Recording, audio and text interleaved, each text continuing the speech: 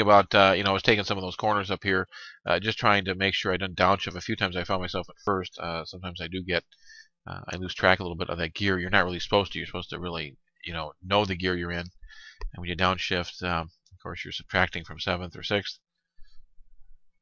A few times I found myself looking down at that gear selector, and I realized I shouldn't be doing that. Yeah, you take it's one thing taking your eyes off, looking around for a second on the straightaway, but you do it in any type of chicane or switchback, you're going to find yourself on the wall. So,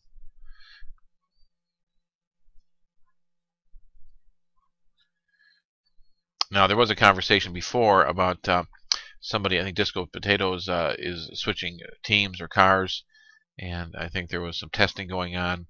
I believe either in time trial mode or Grand Prix mode, that someone suggested that lost connection. So Bernardo Conti is Mario is gone.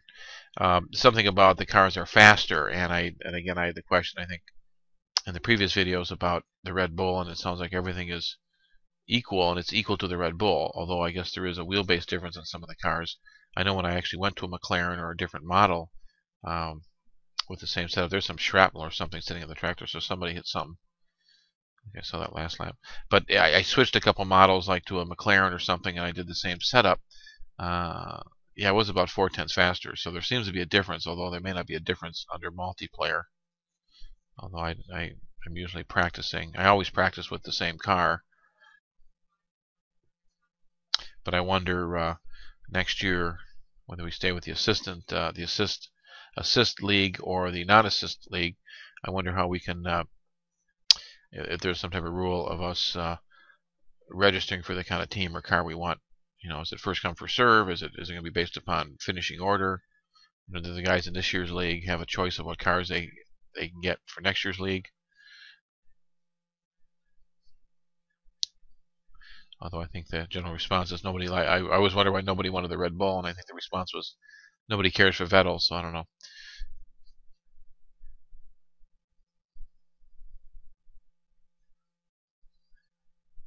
Of course, over the years, I always found myself rooting for the McLaren team for some reason. You're either a McLaren or you're Ferrari, right, or you're another team.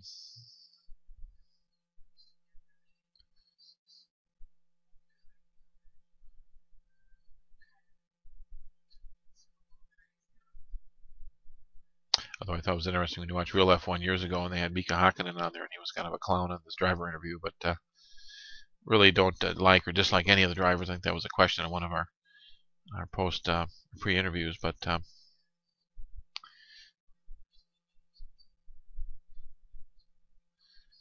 okay, someone's sitting here now. I think that's, yeah, I think that must be, was that Whittod there?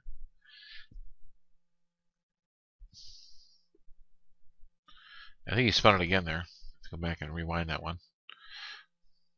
Okay, at this point, it's telling me pit stop again. I think there was a problem that Francisco had. Okay, someone's in the, I'm not sure who that was there.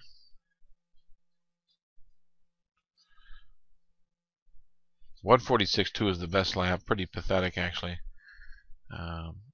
So these guys are lapping at 2 or 3 seconds faster. But I got the gap, right? I got the gap. I got the track position. That's all that matters. Just got to keep it clean. Now, I know this from years of racing and other forms of racing, that sometimes the faster guy doesn't always do better, right? If they can't be consistent. So, as anyone that listens to this video, you'll know that consistency is the name of the game versus being a one-lap wonder. Whereas if you can consistently crank out the laps like Joel seems to do, then of course you will probably find yourself in the top 3 positions. But yeah, just not really getting the combination here. I don't know. I felt right here, through that fast section. Really like that fast section of the drive, but just didn't seem to have the confidence with it. I think part of it is that we were running around, and we didn't get any practice. We showed up at quarter after the hour to start. Here go totally. Oh no, here I'm going to the pits. We showed up quarter after the hour, then we end up fooling around with the PC version of the computer or the DVD version, and just trying to get the update going. So I didn't get any really practice in before we started. And I think that kind of hurt me. There goes Stedman. Stedman's off, disconnected.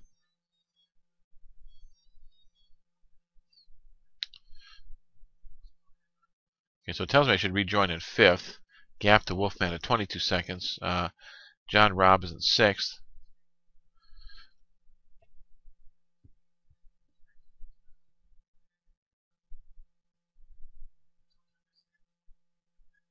Don't feel incredibly fast right there either. I just, again, as I'm doing some of these corners, they didn't definitely feel as fast as the practice did, either in Grand Prix mode or time trial mode. But of course, I never practiced the wet, so I know I just need to keep it up. You know, sometimes the competitors beat us, other times we beat ourselves. And I was just thinking, as I say, this Mughal Slam did get slammed in that first corner there, so I'm not sure if that's going to be rectified in the stewards panel, but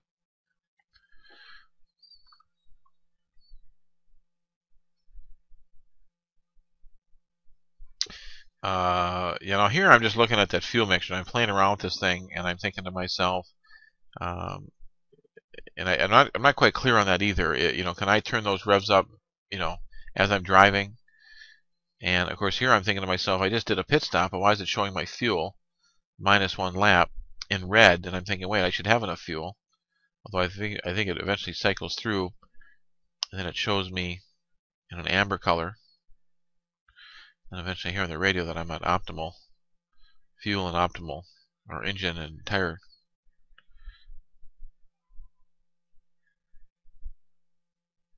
I think the engineer was telling me how there's going to be more, rather heavier rain. So at this point, notice this real John Robb 20 seconds back. So I feel at this point, with 10 laps to go, I can probably lock up 5th. Joel's first. Wolfman is second, 4th rather. I think between 2nd and 3rd, I believe, are Pink Tank and J Digital. So there's Joel at a 146.97.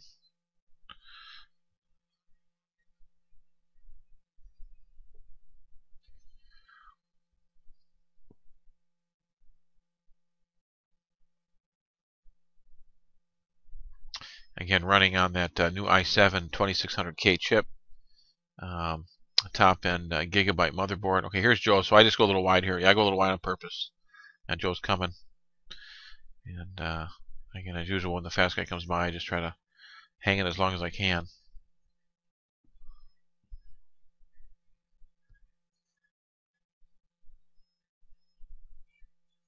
Yeah, just even right here, I kind of sense that Joe's doing very good when it comes to braking.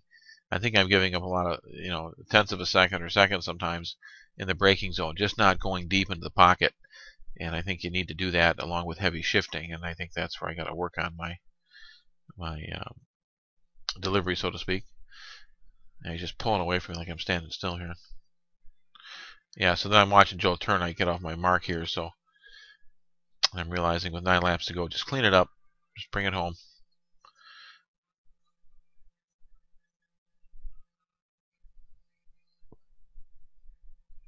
Now watch that time. Look at that. Remember, last lap it was 20. Now it's 18 seconds. Okay. So as we carry on here, I'm thinking, okay, 9 laps, 2 seconds a lap. That's 18. That's 18 seconds. So I thought, well, okay, now if I maintain this and he's pulling 2 seconds a lap out of me, John Robb's going to catch me, right? So I'm thinking, well, I got to push more. I got to push a little bit right here. I got to push. I got to keep him. I got to keep him at 18 seconds. And there, almost hit the wall right there. See that? That's what I'm thinking there. And of course, I almost hit the wall there, backed out of it, which is something I'm trying to teach the grandson, that when you feel the car's out of shape, you got to shut it down. And although you want to do fast laps, and even him, I find myself just, I think, losing it right here. I'm not focused, right? You got to stay focused.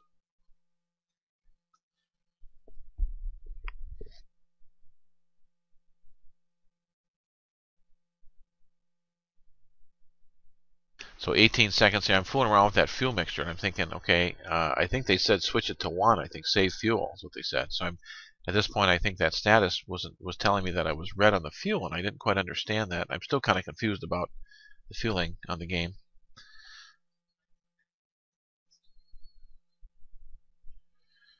But again, 5th place, 6th place. I decided to go to Rich, and then I think somewhere in there they said to right there, take the berm, almost flip it right there. Yeah, I think as soon as I ride over that berm, I'm thinking watch it. I think during the practice time in the dry over the weekend, I flipped it there a few times, so I was very cautious. So look at that, 17.3 seconds, John Robb. So at this point, I'm thinking to myself, okay, we got about. Of course, what I forget is when Joel passes me, I don't have to do that extra lap, right? When the leader passes you, you end with the leader. And for some reason, I forget that. That's coming to me now under the commentary section here.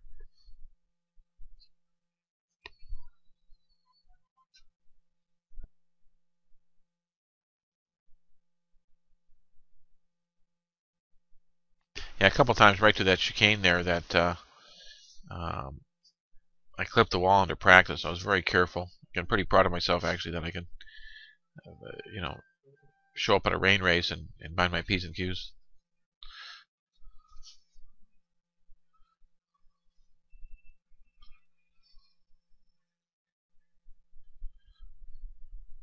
So again, 22 seconds, 22 lap 22 rather, 29, 22 out of 29. But then I'm realizing, I didn't realize it, but as I'm doing the commentary, I realize now that when Joel passed me, that's one last lap, less lap I have to do. So, but I kept thinking to myself when I see that split time between myself and John Robb, and I think my pit board or my engineer is telling me that the guy behind me is 2 seconds faster per lap. So you know how it is. You're here doing the laps in the closing part of the race. 10 seconds to the gap of Wolfman. So I'm thinking, well, and of course they're telling me I have to do, I have to do like low 44s to reel him in. I'm thinking, well, my fastest lap is 46. That's not going to happen, right? I'm just not going to catch Wolfman.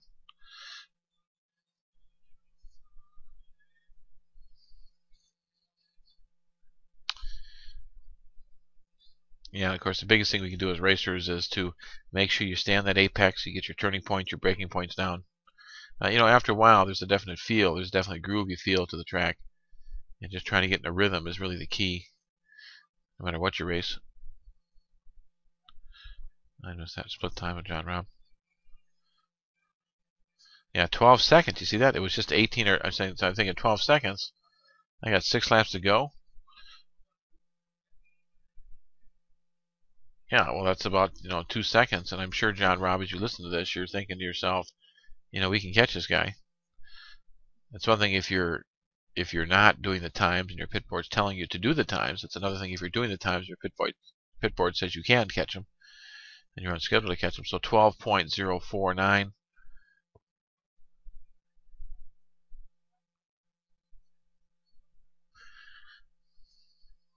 Yeah, the actual i7 2600K chip, the gigabyte motherboard, 8 gig RAM, 30 DDR, 32 DDR3, 8 gig RAM, Windows 7, new patch, 1.2 patch for the 2011 Codemasters F1 game. So at this point, I'm a little faster. So that's what I realized. I got to start seeing green here per sector. I can't just coast to a 5th place lead. At this point, too, I think I was also thinking about my grandson, thinking, boy, I really had a good ride going, and I think he was, although he had a headset on, he could listen to the mumble. He didn't have a microphone that was working on the headset, so, although I did suggest to him that we don't try to talk as little as possible and worry about focusing. So 11.2 seconds, I'm thinking to myself, I have 5 laps to go.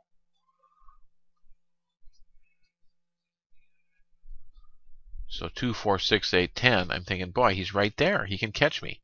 And then if he catches me, I got to make sure I don't make a mistake. Of course, I'm trying to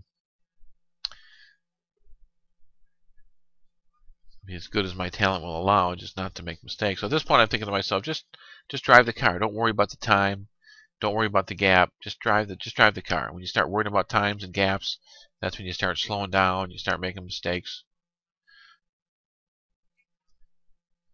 And I'm sure we all do this when we get to these closing laps. We're looking at our position, seeing who's in front of us, who's behind us.